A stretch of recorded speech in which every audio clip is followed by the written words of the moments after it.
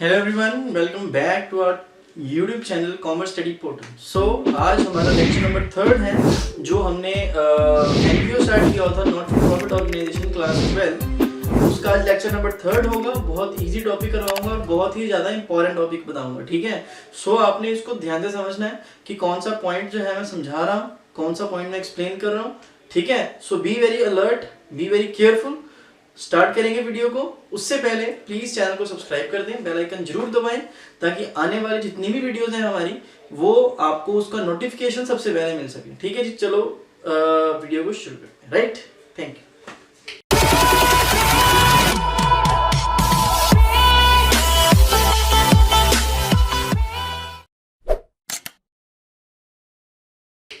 सो आज का टॉपिक जो है हमारा, सबसे पहले तो लेक्चर नंबर 3 है। चैप्टर का नाम है नॉट फॉर प्रॉफिट ऑर्गेनाइजेशन और टॉपिक है हमारा, ध्यान से देखना, ये मैं इसको अंडरलाइन कर रहा हूं। टॉपिक का नाम है conversion of R and P. R and P का मतलब है receipt and payment account into income and expenditure. मतलब हमने इनकम एंड एक्सपेंडिचर अकाउंट आज बनाना है और उसके लिए बेस क्या होगा हमारा, रिसिप्ट एंड पेमेंट अकाउंट, ठीक है। तो मैं आपको कन्वर्जन के कुछ रूल्स बताऊंगा कि आपने कन्वर्ट कैसे करना है। उसके बाद आपको कन्वर्ट करना जो है बहुत ज्यादा इजी हो जाएगा, आप इजीली जो है कन्वर्जन कर सकते हो, राइट। टॉपिक को रिपीट कर देता हूं, हमने रिसिप्ट एंड पेमेंट अकाउंट से इनकम एंड एक्सपेंडिचर अकाउंट बनाना है। ये रिसिप्ट एंड पेमेंट अकाउंट है, यहां से आइटम्स उठानी है, यहां पे डालनी है। यहां पे हम कौन सा अकाउंट बना रहे हैं, income and expenditure account, right. So receipt and payment account से हम क्या करेंगे, इनकम एंड एक्सपेंडिचर अकाउंट बनाएंगे।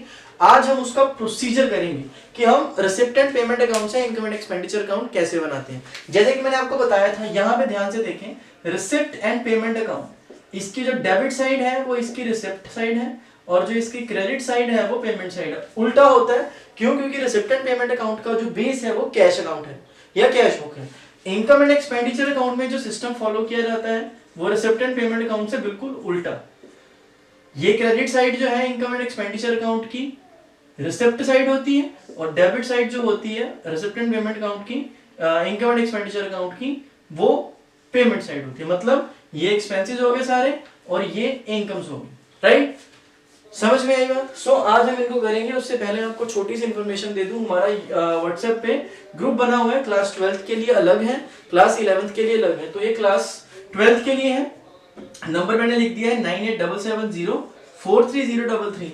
आप मेरे को नंबर पे मैसेज करें, मैं आपको ग्रुप में ऐड कर लूंगा। शुरू से लेके लास्ट तक, मतलब लास्ट मतलब आपके फाइनल एग्जाम्स तक हम आपके साथ रहेंगे। उसके बाद भी आप छोड़ दो तो आपकी मर्जी है, लेकिन हम आपके साथ रहेंगे हमेशा टिल नेक्स्ट सेशंस एंड, ठीक है। सारी इंफॉर्मेशन दी जाएगी ग्रुप में, वीडियोस के लिंक्स मिलेंगे आपको, वीडियो के बारे में इंफॉर्मेशन मिलेगी, शेड्यूल, सारे notes, study material, PDFs, each and everything you will get in this group. So please join it as soon as possible. Link आपको डिस्क्रिप्शन में मिल जाएगा, ठीक है जी।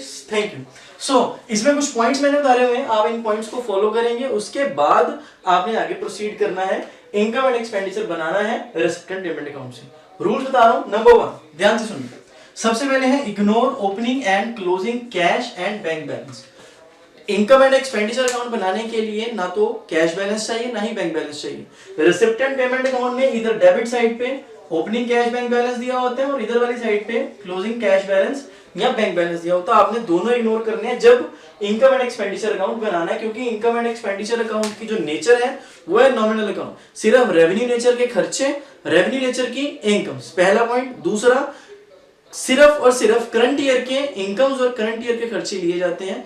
प्रीवियस ईयर का और जो आने वाला साल है उसका हमने बिल्कुल ऑल टुगेदर इग्नोर करना, राइट। सो ओपनिंग कैश और कैश बैलेंस, बैंक बैलेंस को हमने क्या करना है, इग्नोर। नंबर 2 है ignore the capital receipt. Capital receipt को भी आपने क्या करना है, इग्नोर करना है। कैपिटल रिसीट को इग्नोर करना है और कैपिटल पेमेंट्स को इग्नोर करना है, ठीक है। कैपिटल रिसीट की इनकम एंड एक्सपेंडिचर अकाउंट में कोई भी जगह नहीं होती। इनकम एंड एक्सपेंडिचर अकाउंट में सिर्फ रेवेन्यू रिसीट और रेवेन्यू एक्सपेंसेस। सो अगर कोई कैपिटल रिसीट है या कोई कैपिटल पेमेंट है तो आपने उसको क्या करना है, कंप्लीटली इग्नोर करना है। मैं आपको एग्जांपल दे देता हूं कैपिटल रिसीट की कौन सी होती है।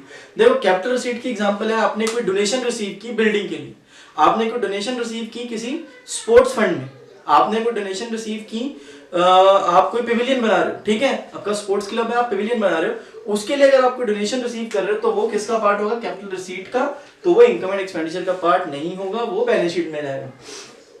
कैपिटल पेमेंट, आपने कोई कैपिटल पेमेंट कर रहे हो, मतलब वो पेमेंट जो आप वंस एंड फॉर ऑल कर रहे हो, एक ही बार कोई एसेट परचेज कर ली, फर्नीचर परचेज कर ली, कैपिटल पेमेंट है, ठीक है, तो वो इनकम एंड एक्सपेंडिचर अकाउंट में नहीं आएगी, सीधा बैलेंस शीट में जाएगी, तो आपने इसको भी इग्नोर करना है। पॉइंट नंबर 3 है pick up only revenue expenses, जिनको हमने तवज्जो देनी है ज्यादा, वो हमारे हैं रेवेन्यू एक्सपेंसेस और रेवेन्यू रिसीट्स, ठीक है, आपने सिर्फ रेवेन्यू एक्सपेंसेस और रेवेन्यू इनकम्स जो है वो उठाने हैं, जो कि इनकम एंड एक्सपेंडिचर अकाउंट में आएंगी, and exclude expenses and incomes related to previous and subsequent years. ये मैं ऑलरेडी आपको बहुत बार बता चुका हूं, इनकम एंड एक्सपेंडिचर अकाउंट में करंट ईयर के रेवेन्यू एक्सपेंसेस, करंट ईयर की रेवेन्यू इनकम, सिर्फ आपने इन्हीं को ध्यान में रखना है, इन्हीं के ऊपर फोकस करना है। कोई रेवेन्यू एक्सपेंसेस भी हो लेकिन वो अगले साल का हो, या कोई रेवेन्यू रिसीट हो जो अगले साल की हो या पिछले साल की हो, आपने उसको कंप्लीटली इग्नोर करना है, चाहे वो रेवेन्यू नेचर की ही क्यों ना हो। Point number 4, add the portion of expenses prepaid and income received in the previous year which is related to the current. Simple सा पॉइंट है, पॉइंट रीड करने में मुश्किल लग रहा है लेकिन आपको समझाऊंगा तो आपको इजी समझ में आ जाए। यहां पे लिखा है add the portion of expenses prepaid and income received in the previous year which is related to the current year. अब जैसे आपका करंट ईयर चल रहा है 2020-21, उसने आपको बोला कि आपने इनकम एंड एक्सपेंडिचर अकाउंट बनाना है 20-21 का, ठीक है, आपने 2019-20 में कोई ऐसी इनकम रिसीव कर ली थी, कोई पैसा ऐसा रिसीव कर लिया था जो कौन से ईयर का था, 2021 का, तो उस साल आपने क्या किया होगा, इसको माइनस कर दिया होगा, क्यों, क्योंकि करंट ईयर के एक्सपेंसेस और करंट ईयर की इनकम्स को ही लेना है, ठीक है, तो 2021 का खर्चा आपने 19-20 में क्या कर दिया था, माइनस, लेकिन जब 2021 आ गया, अब 2021 सेशन शुरू हो गया, तो ये करंट ईयर है, तो जो करंट ईयर का पैसा हमने पिछले साल रिसीव किया था, उस साल हमने क्या किया था, माइनस, इस साल हम क्या कर देंगे, ऐड। तो जो इनकम या कोई खर्चा पिछले साल आपने पे कर दिया या रिसीव कर लिया इस साल का, तो वो इस साल के इनकम्स में क्या हो जाएगा, प्लस। नेक्स्ट है add the incomes and expenses outstanding, ये O/S का मतलब है outstanding at the year and, या मैंने लिख दिया था ब्रैकेट में CY का मतलब है करंट ईयर। आपने कोई इनकम रिसीव की, कोई एक्सपेंस आउटस्टैंडिंग है या कोई इनकम आउटस्टैंडिंग है करंट ईयर की, वो भी ऐड करेंगे। देखो करंट ईयर की कोई इनकम अभी आपने रिसीव नहीं की लेकिन आप कमा चुके हो, you have earned but not received yet, लेकिन है तो करंट ईयर की इनकम ना, तो वो हम साल के एंड में ऐड कर देंगे। कोई खर्चा आपने अभी पे नहीं किया, पे तो करोगे ना नेक्स्ट ईयर, तो वो उस पर्टिकुलर एक्सपेंस में क्या हो जाएगा, प्लस, राइट। सो ये पॉइंट आपने याद रखना है। पॉइंट नंबर 6 है कैलकुलेट डेप्रिसिएशन, ये बहुत इंपॉर्टेंट पॉइंट है।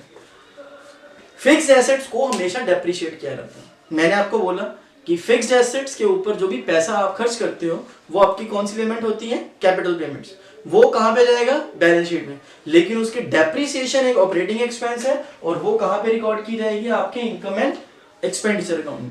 आपको क्वेश्चन में रेट ऑफ डेप्रिसिएशन दिया होगा, आपने क्या करना है, डेप्रिसिएशन निकाल के simple income and expenditure account में डेबिट कर देनी, बिकॉज वो इनकम एंड एक्सपेंडिचर अकाउंट का क्या है, खर्चा, ठीक है। उसके बाद नेक्स्ट पॉइंट है लॉस या प्रॉफिट। आपको एसेट बेचने पे कोई प्रॉफिट हो रहा है या एसेट को बेचने पे कोई लॉस हो रहा है, वो भी इनकम एंड एक्सपेंडिचर अकाउंट का पार्ट बनेगा, बिकॉज वो लॉस या वो प्रॉफिट जो है उसको रेवेन्यू कंसीडर किया जाता है, राइट। अब अगर तो लॉस होता है वो आ जाएगा टू साइड पे, ठीक है, और अगर प्रॉफिट हो रहा है तो वो आ जाएगा बाय साइड, राइट। नेक्स्ट है record the expenses and incomes relating to the current year given in additional information also. ये तो आपको बता ही चुका हूं, आपने सिर्फ करंट ईयर के ही खर्चे और करंट ईयर की ही इनकम्स लेनी है, ठीक है, इनकम एंड एक्सपेंडिचर अकाउंट बनाने के लिए, बिकॉज आपको जितने भी आप इस चैप्टर में क्वेश्चन करोगे ना, वो ज्यादातर आपको उसमें बोला जाएगा कि आप इनकम एंड एक्सपेंडिचर अकाउंट बनाओ। रिसिप्ट एंड पेमेंट अकाउंट बनाने के 1-2 क्वेश्चन होंगे बस, जितने भी क्वेश्चन है सारे के सारे किसके होंगे, इनकम एंड एक्सपेंडिचर बनाने के लिए। तो आपने इनकम एंड एक्सपेंडिचर बनाने के लिए क्या चीज ध्यान में रखनी है, पहली बात खर्चा रेवेन्यू नेचर का हो, इनकम रेवेन्यू नेचर की हो, ठीक है, मतलब रेवेन्यू नेचर के खर्चे और रेवेन्यू नेचर की इनकम्स को ही कंसीडर करना है। दूसरा, वो रेवेन्यू नेचर का एक्सपेंस या वो रेवेन्यू नेचर की इनकम जो है वो करंट ईयर की ही होनी चाहिए, प्रीवियस ईयर की या सब्सिक्वेंट ईयर की जो है आपने बिल्कुल इग्नोर कर दी। ठीक है, तो इस पॉइंट में यही चीज लिखी हुई है। Last but not the least, जब इनकम एंड एक्सपेंडिचर अकाउंट आप बना लोगे, उसकी क्रेडिट साइड जो होगी जहां पे आप सारी रिसिप्ट रिकॉर्ड कर रहे हो, मतलब इनकम्स रिकॉर्ड कर रहे हो, डेबिट साइड जहां पे सारे खर्चे रिकॉर्ड कर रहे हो, इनका डिफरेंस भी निकालेंगे। बिकॉज मैंने आपको बोला था इनकम एंड एक्सपेंडिचर अकाउंट की नेचर क्या है, नॉमिनल, और ये प्रॉफिट एंड लॉस के बेस पे बनाया जाता है। तो प्रॉफिट या लॉस तो निकालोगे ना। अगर क्रेडिट साइड जो है, मैं इसको यहां पे लिख रहा हूं, ठीक है, अगर क्रेडिट साइड डेबिट साइड से बड़ी आती है, मतलब credit is greater than debit total करने के बाद, तो ये होगा सरप्लस।